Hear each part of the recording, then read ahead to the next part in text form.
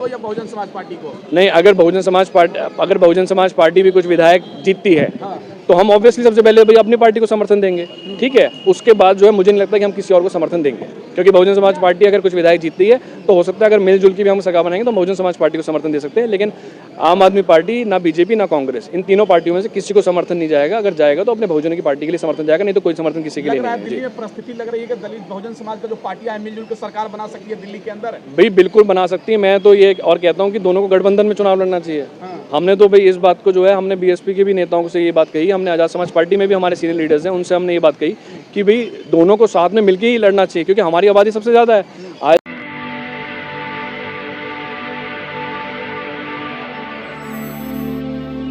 मैं मेवालाल और आप देख रहे हैं बहुजन समय।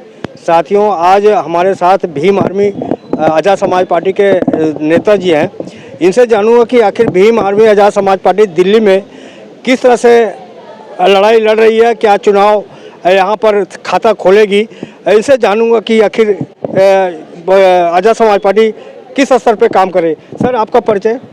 मेरा नाम कनिष्क सिंह है और मैं दिल्ली प्रदेश महासचिव हूँ और भीम आर्मी भारत मिशन भाई चंद्रशेखर आज़ाद जी के जो नेतृत्व में हम लोग काम कर रहे हैं।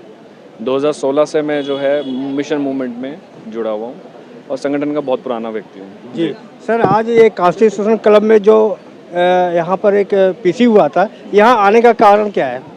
यहाँ पर आने का जो में है आज के टाइम पे, इधर देखना है, इधर पहले आप डिसाइड करो। जो अरविंद केजरीवाल जो दिल्ली सरकार में यहाँ पर मौजूद है पिछले 10 सालों से, तो यहाँ पर ये बताना ज़रूरी है कि अरविंद केजरीवाल का जो दोहरा चरित्र है, जो बहरूपी अरविंद केजरीवाल है, उसने किस तरीके से दलित मुस्लिम वोटों को ठगने के बाद यहाँ पे अपनी सत्ता स्थापित करी और सत्ता स्थापित करने के बाद हम लोगों को कितना नेतृत्व उन्होंने दिया है, हमारे लीडर्स को कितना इस्तेमाल किया है।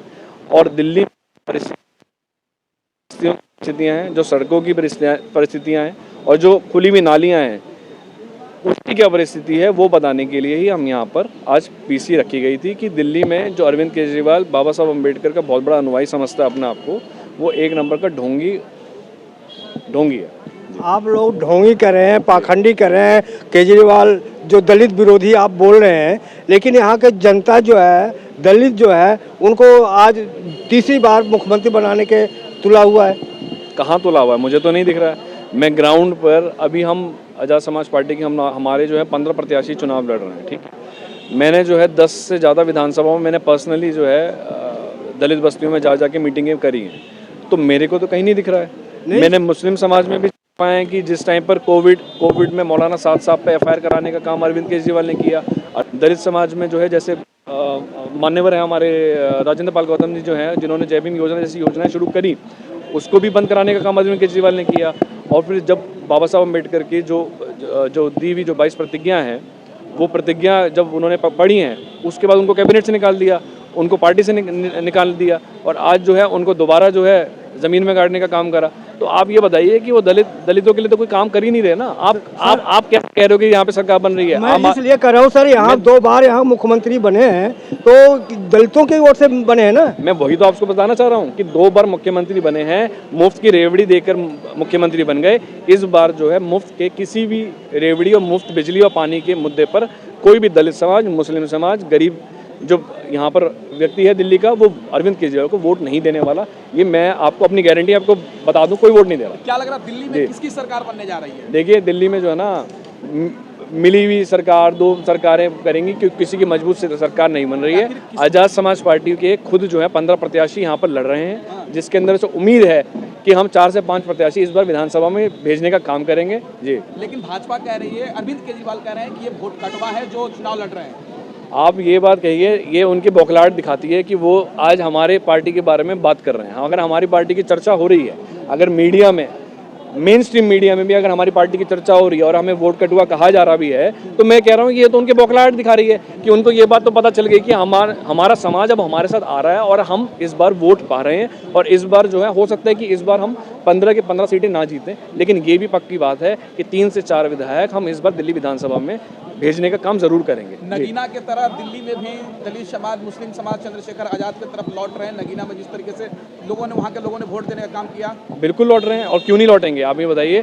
भाई दिल्ली में भाई वर्गीकरण का मुद्दा हुआ, उसमें चंद्रशेखर आजाद जी ने जो है जवाहरलाल नेहरू स्टेडियम को पूरा भरने का काम करा। किसी भी आंदोलन की आप बात करिए तो उसमें जो चंद्रशेखर आजाद जी जो है लगातार सक्रिय रहते हैं। मुस्लिम समाज तो स्पेशली जो है चंद्रशेखर आजाद को बहुत ज़्यादा पसंद करता है। जामा मस्जिद में जब CNRC का आंदोलन हुआ उस टाइम पर भी चंद्रशेखर आजाद जी जो है उन्होंने भी पूरा आंदोलन को संभाला। उस आंदोलन में हम लोग भी थे, हम लोग भी साथ में जेल गए। रविदास आंदोलन, तुगलकाबाद रविदास आंदोलन में हम उसमें जो 96 लोग जो जेल गए उसमें भी हम लोग रहे साथ में। बहन मनीषा वाल्मीकि समाज की यहाँ पर दिल्ली के अंदर आबादी इतनी ज़्यादा है, मनीषा वाल्मीकि वाले मुद्दों पर भी हम लोग जेल में रहे।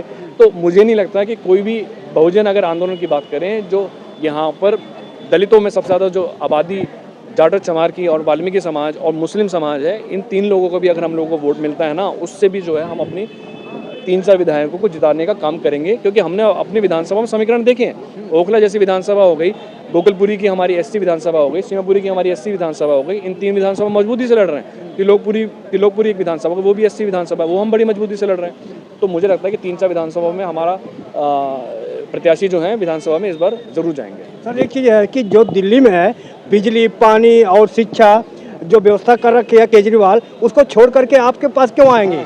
देखिए ऐसा है कि शिक्षा की अगर आप बात करें तो शिक्षा के अंदर जो है ना, शिक्षा के अंदर बहुत बड़ा भ्रष्टाचार हुआ है। उसमें कैसे हुआ है? लोग ये कहते हैं कि भाई शिक्षा जो है अच्छी कर दी, शिक्षा अच्छी नहीं करी है।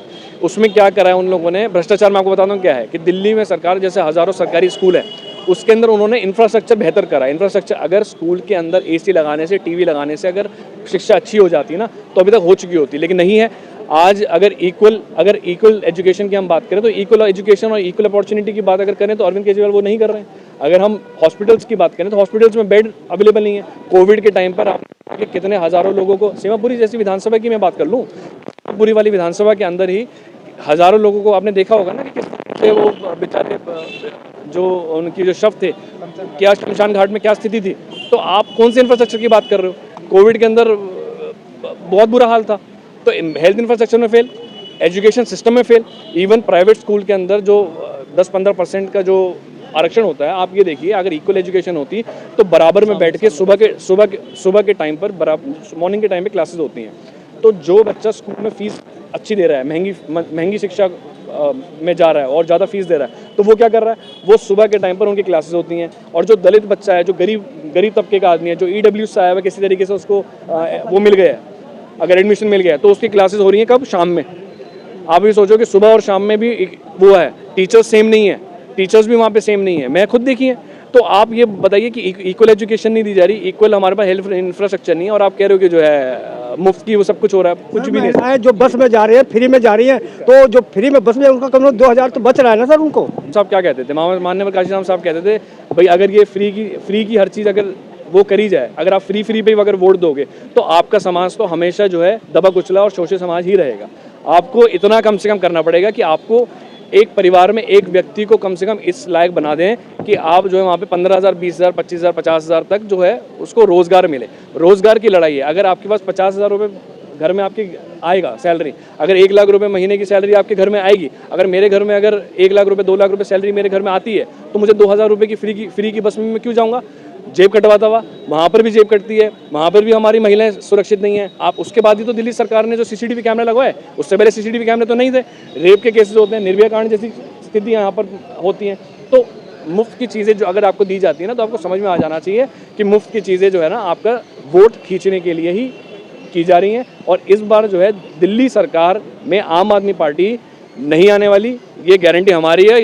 एज अ दलित रिप्रेजेंटेटिव मैं भी ये बात बता दूं आपको कि अरविंद केजरीवाल इस बार सरकार नहीं बनाने वाला। चलिए एक आखिरी सवाल सर, क्या आजाद समाज पार्टी 3-4 विधायक जीती है तो किसको समर्थन देगी? भाजपा को, कांग्रेस को, आम आदमी पार्टी को या बहुजन समाज पार्टी को? नहीं, अगर बहुजन समाज पार्टी भी कुछ विधायक जीतती है तो हम ऑब्वियसली सबसे पहले भाई अपनी पार्टी को समर्थन देंगे, ठीक है। उसके बाद जो है मुझे नहीं लगता कि हम किसी और को समर्थन देंगे, क्योंकि बहुजन समाज पार्टी अगर कुछ विधायक जीतती है तो हो सकता है अगर मिलजुल की भी हम सरकार बनाएंगे तो बहुजन समाज पार्टी को समर्थन दे सकते हैं। लेकिन आम आदमी पार्टी, ना बीजेपी, ना कांग्रेस, इन तीनों पार्टियों में से किसी को समर्थन नहीं जाएगा। अगर जाएगा तो अपने बहुजन की पार्टी के लिए समर्थन जाएगा, नहीं तो कोई समर्थन किसी के लिए नहीं। दिल्ली में परिस्थिति लग रही है कि दलित बहुजन समाज का जो पार्टियां हैं मिलजुल कर सरकार बना सकती है दिल्ली के अंदर? भाई बिल्कुल बना सकती है। मैं तो ये और कहता हूँ कि दोनों को गठबंधन में चुनाव लड़ना चाहिए। हमने तो भाई इस बात को जो है हमने BSP के भी नेताओं से ये बात कही, हमने आज़ाद समाज पार्टी में भी हमारे सीनियर लीडर्स हैं, उनसे हमने ये बात कही कि भाई दोनों को साथ में मिलकर ही लड़ना चाहिए, क्योंकि हमारी आबादी सबसे ज़्यादा है। आज जो है 40 से 45 सीटों पे मुझे लगता है दलित मुस्लिम इतना ज़्यादा हावी है कि अगर एक तरफा पड़ जाए तो मुझे नहीं लगता कि यहाँ से हमें कोई भी रोक सकता है। लेकिन अखिलेश भाई ने आम आदमी पार्टी का समर्थन दिया है। तो हमें अखिलेश से क्या मतलब है सर? हमें तो अखिलेश से मतलब नहीं ना। अखिलेश की आइडियोलॉजी क्या है? अखिलेश की तो कोई आइडियोलॉजी नहीं है ना। हम तो अपनी आइडियोलॉजी की बात कर रहे हैं। हम बहुजन आइडियोलॉजी, माननीय काशीराम साहब की आइडियोलॉजी, बाबा साहब अम्बेडकर की आइडियोलॉजी पे काम कर रहे हैं। घूम रहे हैं अखिलेश। अरे संविधान तो राहुल गांधी भी लेके घूम रहे हैं, संविधान तो आज सब लोग लेके घूम रहे हैं, लेकिन संविधान जो है लागू कराना, आप भाई अखिलेश की अगर आप बात कर रहे हैं, अखिलेश आप खुद जानते हैं कि जब बहन कुमारी मायावती ने कितने जिले जो है अपने महापुरुषों के नाम पर उन्होंने बनाए और अखिलेश ने उन जिलों के नाम तक बदल दिए। तो अखिलेश जिसने जो है आरक्षण जैसा बिल विधानसभा के अंदर यूपी विधानसभा में फाड़ने का काम करा, ठीक है। राहुल गांधी की आप बात कर लीजिए, राहुल गांधी को आप सब जानते हैं, बाबा साहब अम्बेडकर को गांधी परिवार ने कितना रोल आया। आप तो ये इन सब लोगों से आप इन लोगों के बारे में चर्चा करो ही मत। मैं तो ये कह रहा हूँ कि आपका काम, मीडिया का काम ये होना चाहिए कि सबसे ज़्यादा वो इस बारे में बात करें कि किसी तरीके से आज़ाद समाज पार्टी, बीएसपी और जो बहुजन पार्टियां हैं वो एक बार साथ में आए। और दिल्ली जैसे दिल्ली में चुनाव हो रहा है, अब यूपी के अंदर भी इलेक्शन आने वाले हैं 27 के अंदर, जिला पंचायत के चुनाव हैं और बिहार में चुनाव है, तो वहाँ की बात हम ज़्यादा करें। वहाँ पर हम अपनी बहुजन पार्टियों को, जो बड़ी बहुजन पार्टियाँ आज के टाइम पे जो दो बड़े लीडर्स हैं, उनको साथ में लेके आना चाहिए। हम लोगों ने बहुत प्रयास किया इस चीज़ का, अब ये काम मीडिया भी करे। सर जी सर, पीडीए की मसीहा अखिलेश यादव जी हैं।